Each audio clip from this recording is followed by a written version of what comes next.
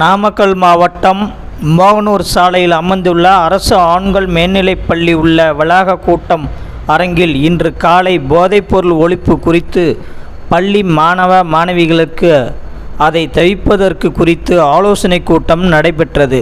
சேலம் சரக காவல்துறை துணைத் தலைவர் உமா தலைமையில் நடைபெற்றது மற்றும் நாமக்கல் மாவட்ட காவல் கண்காணிப்பாளர் ராஜேஷ் கண்ணன், பள்ளி கல்வித்துறை அதிகாரிகள் கலந்து கொண்டு சிறப்புரையாற்றினர்.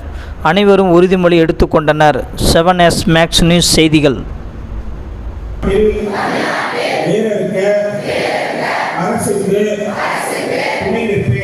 அறிவுரைகளை வழங்குவேன். போதை பழக்கத்திற்கு உள்ளானவர்களை மீட்டெடுத்து அவர்களை நல்வழிப்படுத்த எனது பங்களிப்பை முழுமையாக தருவேன். போதைப் பொருட்களின்